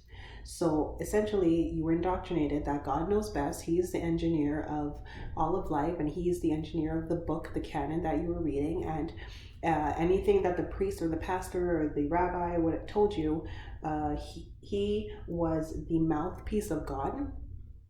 And also, when he wasn't there, when you were at home, the mouthpiece of God was your mother and your father. So you just had to listen to them. And whatever they said was what God wanted. So if they said, no, you want to go to university and become an engineer, let's just stick with that. We have an engineer card. Or you want to be a writer or something, and it's like, no, you have to stay here on the farm, or you have to stay here and work in our car, in our mechanic shop, or whatever it is. They shut it down. So that is your block. With the effervescence card, cultivate love, I'm seeing that as you need to spend your life making God love you. And if you are any different than we say you're supposed to be, God won't love you. So that's why your mother and your father spent a lot of time killing off those tulips that I saw in my vision, your personality traits and your visions and your goals, your dreams that were not in alignment. So your block, your financial block, your money block is just that you don't think you're good enough. You don't think you're good enough, and your block is, it's okay. Let me try to wrap your block up in a nice package that's easy to understand. It's a little bit more clear. Okay, I got it. Your main financial block is if you are too successful and if you earn too much money, God will not like you and you will not go to heaven. That's, if we break it down to its core, that's what it is. Because remember I said that you were taught that it's more admirable to be and honorable to be lower income. So you have to remain lower income if you want to go to heaven and if you want to please God, right? Now, even if you're an adult watching this, which of course I'm assuming you are, and you're like, I left the church years ago. I no longer consider myself religious, because it makes sense. You have a lot of trauma from religion here. So even if you're like, I'm no longer religious, this doesn't make sense. Remember what I said in my intro? I hope you listen to the intro. Even if it doesn't make sense to your conscious mind, your adult self, this is the reading I'm giving you right now is not from your adult self. It's not from your conscious mind. It's from your inner child. It's from your shadow. Your inner child is saying, we need to be good people. We need to be good people, and we need to listen to our parents, and we need to listen to the priest. And we need to listen to God. And we need to get to heaven when we die. So in order for us to please God and to get to heaven when we die, we cannot be too wealthy and too ambitious, because God prefers the humble, the meek, and the beggars. Okay? It's as simple as that. Remember that saying, money is the root of all evil? This is probably a phrase that you heard multiple times growing up. By the way, the real phrase from the Bible is the love of money is the root of all evil. Not that money is, but you probably heard frequently that money is the root of all evil. So the reason why you have a financial block where you can't really make more money than you're making now, or you can't get the really great jobs, you can't seem to break through in your career, is that if you break through and you make beyond a certain threshold of money, you're not going to go to heaven. God's not going to like you. So even if you feel like as an adult consciously that makes no sense, that's what your inner child is thinking. Because ultimately, most of us all strive to do the right thing. So what constitutes the right thing? Where do we get this from? For you guys, for this group, you get it from your religious canon and from your parents. So if you're becoming too successful and way more successful than your parents and your family and the people in your community where you grew up, then you're not doing the right thing, right? So that is pretty much your block. It's really straightforward. See if I'm seeing anything else.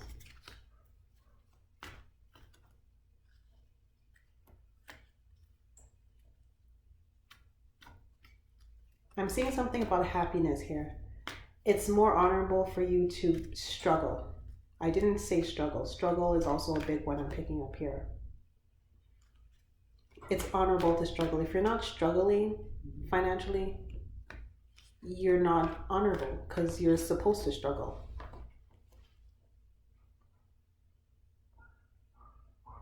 So there's a strong need for you to heal all of this pain and this trauma. There's a lot of trauma here. I pulled the 4th chakra Archangel Raphael card in reverse and next to the walking away card. So there's a lot of trauma that, and I've just pulled the community card, and underneath that I have the journey card. A lot of trauma from your old community growing up and your family growing up that needs to be healed. So also there's something here about your romantic partnerships. There I have the door to romance card here, and I have the angel of balance card. Let me see what's going on with this. You guys subconsciously block yourself off from romantic partners who you see as being too good for you, because people who are of higher caliber are going to go after people who have more education, who have a higher income, who are more successful, and that sort of stuff. So you guys block yourself off from people you're actually attracted to because you feel like they are above your station. I just picked that up. So that's a romantic block that I picked up here. And there's something here about the romantic partners taking your money. I don't know where this is coming from. Especially I keep picking up if you're a male watching this and you're attracted to females. There's something about your money having to be tied up with a romantic partner. And that might be a message for a small percentage of you guys. There's something here about a female and money. Maybe you grew up in a household where your mother always took your father's paycheck and your mother never worked, so she only worked in the house, and you kind of feel like if you get into a romantic partnership that the woman, and this is specific for those of you who are men and going after women, that the woman is going to have full control over your money, the little money that you do have. And that's another reason why you are subconsciously blocking yourself off from good long-term romantic partnerships, especially ones with women who you see as being a little bit more high maintenance and slightly higher class. So that's another block for romance for some of you guys that I picked up. So your main financial block, your money block is this. If I make too much money and if I'm too successful, and when I say make too much and too successful, it's just more than whatever your parents do. So I don't care if you feel like whatever you're doing or whatever you're striving for is not too successful and too much money. How much more money would that job pay you than what your parents earn? What kind of lifestyle would it afford you? How much bigger would the lifestyle that it affords you be? Even if it's just a little bit bigger, even if it to your subconscious mind, you're like, this is not a huge leap here. Really, really think about it. Where did you grow up? What town did you grow up in? What community did you grow up in? What kind of house or apartment did you grow up in? How many people shared a bedroom? Did you have to share a bedroom? How much did you have to eat? What kind of food were you able to buy? Were you only able to buy no name brands? You know, then you were associated the humbleness that God likes with being able to afford no name brands. So why on earth would you be able to earn enough money to buy branded food? If you always shared a room in a small apartment, why would you be able to afford an apartment that's bigger than a bachelor if you're living by yourself? Right? So even if it seems like it makes no sense to your conscious mind, to wrap it up, your financial limiting belief is, if I earn more money than my parents, if I have a lifestyle that's bigger than what my parents had and what I grew up with, I am no longer in alignment with what God likes. And if he no longer likes me, I am not going to get to heaven, and that means I am a bad person. Okay, that's your block. So those are your messages. I hope that helped you, and I hope it resonated. Let me know if it did, and I will see you in my next reading.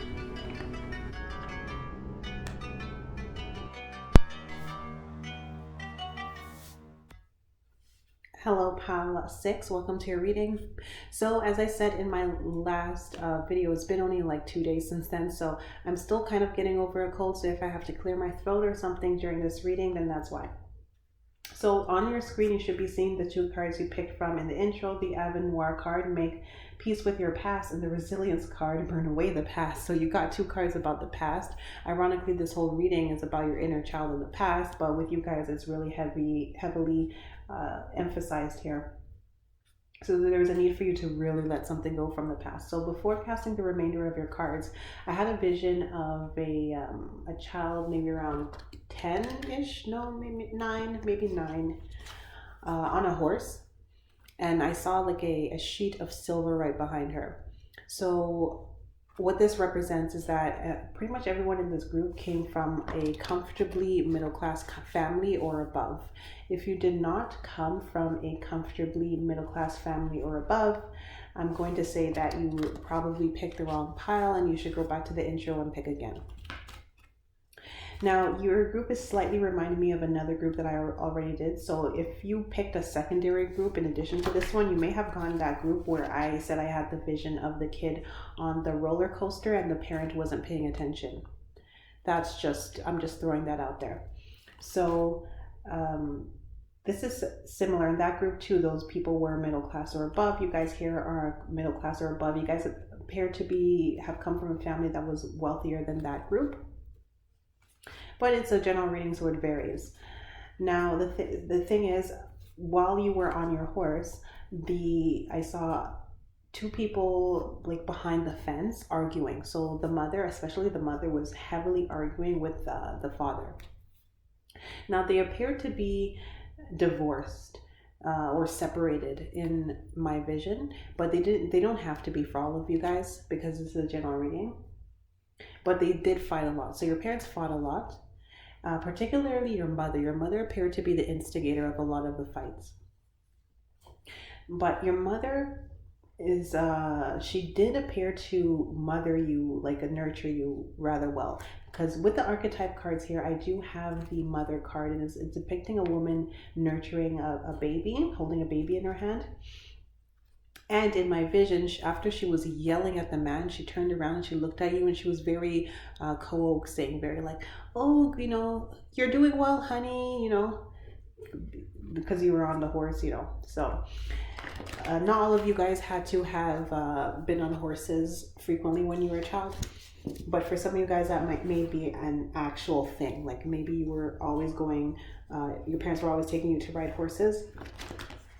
So that may resonate for some of you guys as being like very literal. So the thing is here, your mother comes off a little narcissistic. But she's a kind of, mind you, this is a general reading. However, specifically the people I'm tuning into here, she's a kind of narcissist where she's selectively toxic to people. So she's not toxic to her friends. She's not super toxic, or she wasn't super toxic to her children on purpose. She was, of course, at some points when she let her guard down and she got overly emotional, because she appears to be overly emotional. However, for the most part, when she had her wits about her and she didn't allow her emotions to overtake her, she was rather nurturing to her kids. I'm seeing the bulk of her toxicity coming out towards the father here, her husband, her partner. And your father earned a lot of money, and he earned the bulk of the money. In fact, I'm not specifically the people I'm tuning into here.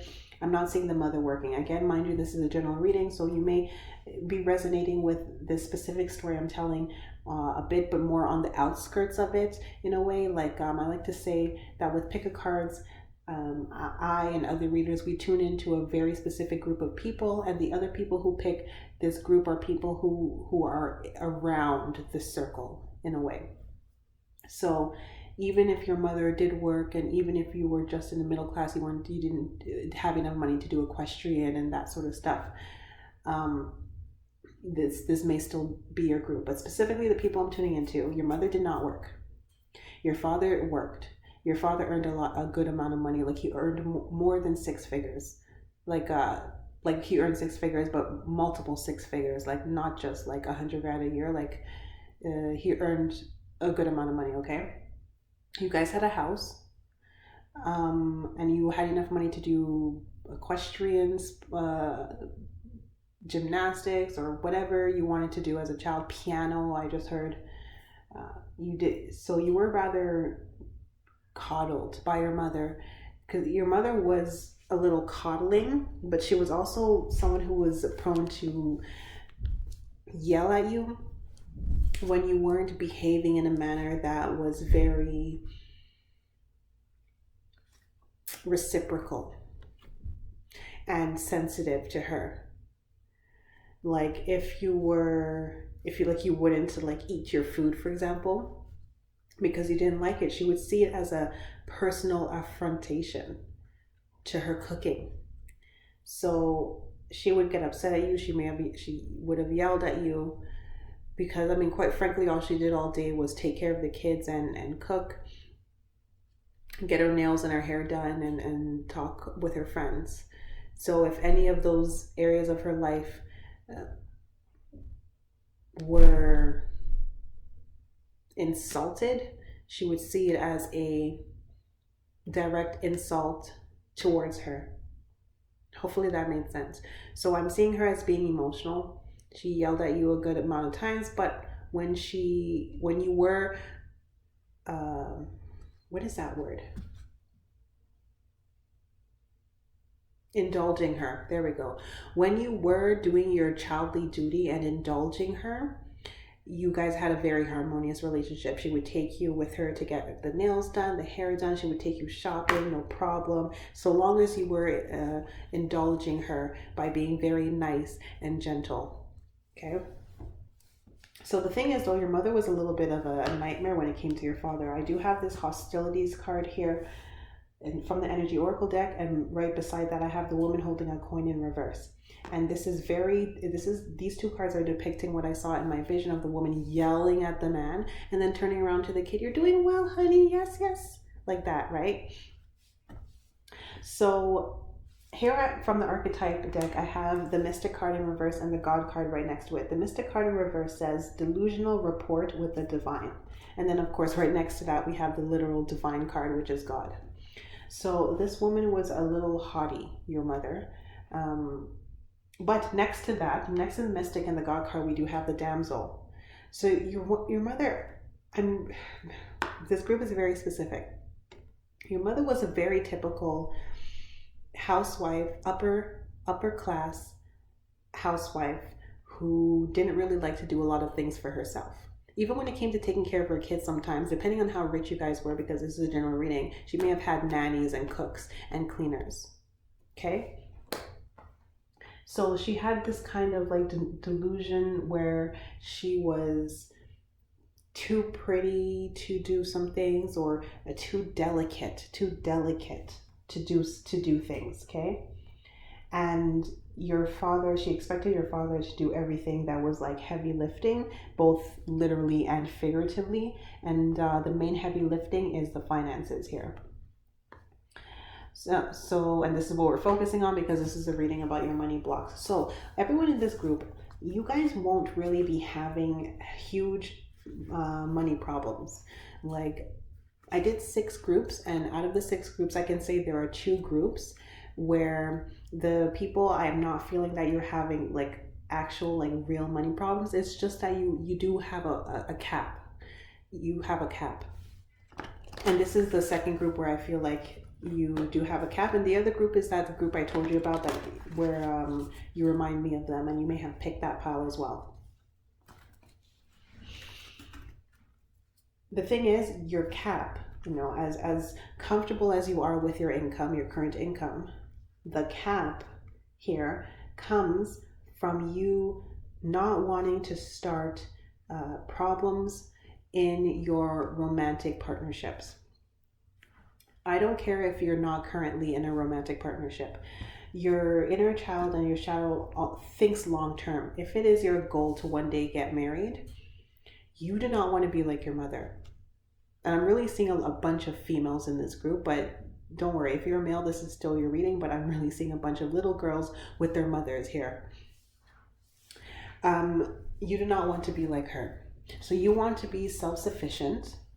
I'm seeing most of you guys, you don't want to rely on a man for your money. So that's another block. And this block, for this group, it's like double. You have your money blocks, and your money blocks are directly affecting your romantic relationship. So you have romance blocks here too.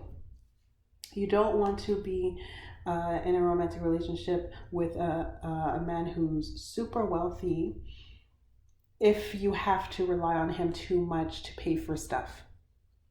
So like vacations and whatnot, if you have to rely on him too much to pay tickets and stuff like that, you don't really want to be with someone like that. And as a result, you limit your scope of people. And as a result, you're kind of hard on yourself when it comes to your income and your job. You're rather hard on yourself. You overwork a bit. I'm picking up Virgo vibes here. That may be your mother, that may be you. Your mother may also be a Cancer. I'm picking up heavy Cancer. Leo. Your mother may be a Leo or a Cancer. Those two I'm picking up heavily. Or a Virgo. That's what I'm picking up.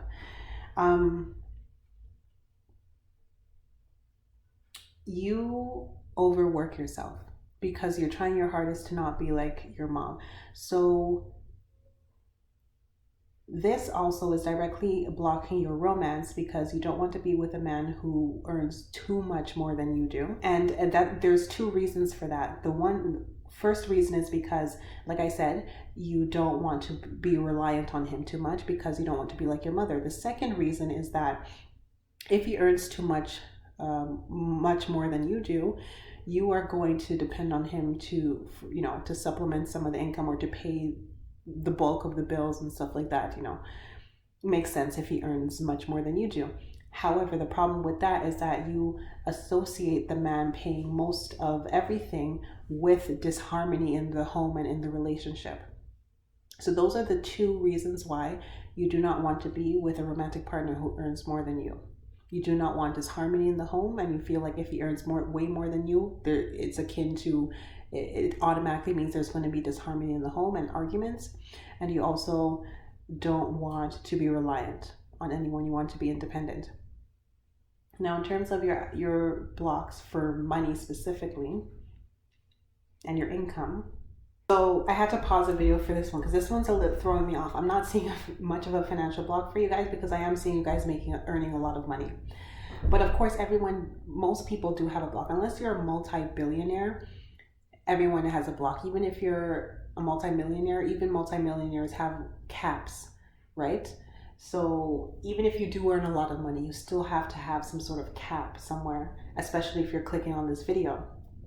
So I casted a card and I got the Happy Family in reverse from the Energy Oracle deck. And like I said, your block is directly related to a harmonious family. Your inner child and your shadow self attributes a high income, a lot of money to a disharmonious family and romantic relationship. And because you one day want to have a harmonious family relationship, or if you currently have a romantic partner or children, you want it to continue, you want there to be harmony in the home. As a result, your inner child is capping your earning potential so that it doesn't get to the level of your father. So I don't feel like you guys earn as much as your father did. I don't feel like you have the same lifestyle that you had when you were growing up. Even though you do have a good affluent lifestyle, I feel like it's still lower than what you had growing up. Most of you guys refuse to take money from your dad. Take help from him, financial help. So your cap, your cap is to give you a monetary cap. I didn't do this with any other group, but it's coming out clearly for you guys.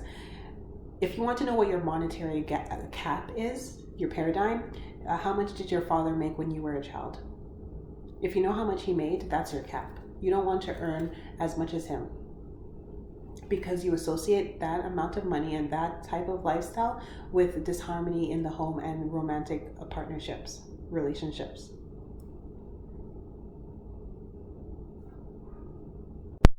So here I'm still seeing overachievers, someone who is more likely to put their career ahead of their family at the beginning. Let me rephrase that. I'm seeing someone who is pushing the starting of their family further into the future. So yes, this is a general reading. Some of you guys may have already started your family, but specifically the people I'm tuning into, you are not married yet and you don't have children yet. And you're 100% focused on your school if you're still in school, and your career. You guys are very focused on your career, and you're pushing the starting of a family, and you're pushing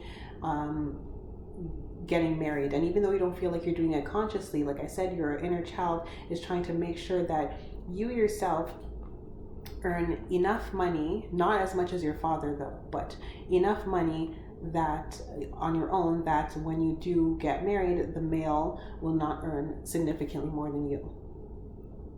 And remember, if he earns significantly more than you, and if he earns as much or more than your father, this means that you're going to have a disharmonious relationship and an unhappy marriage and home life and family life. So to try to wrap it up and make it very clean for you to understand, to reiterate, your money block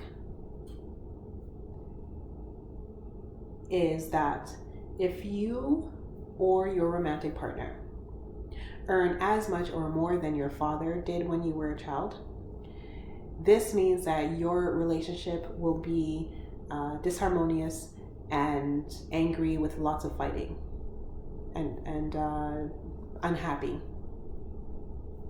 And because you don't want that, you don't want to earn as much as your father, and you don't want him to earn as much as your father.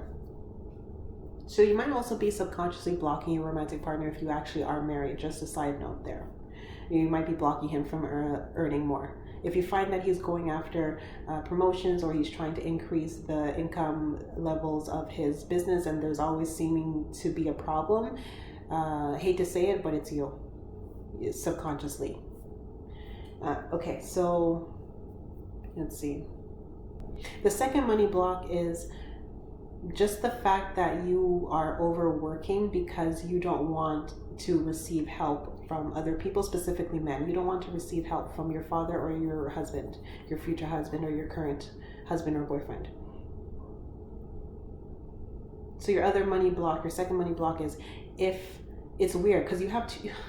One money block is that you don't want to earn too much, akin to what your father earned. The second one is that you want to earn enough so that you do not have to rely on your father and your husband. Because if you have to rely on your husband, you're going to fight with him. So you guys are kind of being pulled. It's not being pulled in two directions, because like I said, there is a cap, and the cap, this is why I received the actual cap for you guys, because you are trying to earn a lot of money, but there's a cap, and the cap is whatever your father earned when you were a child. So your first block, like I said, to just wrap it up, you and your romantic partner cannot earn as much as your father did when you were a child. And you have to earn a lot of money, but just shy of what your father earned when you were a child, so that your romantic partner, you don't have to rely on your romantic partner's money. I hope that made sense. If you have to rewind the last part to just, get that, help it make sense, then by all means go ahead. But those are your messages. I hope that helped you, and I hope it resonated. Let me know if it did, and I will see you in my next reading.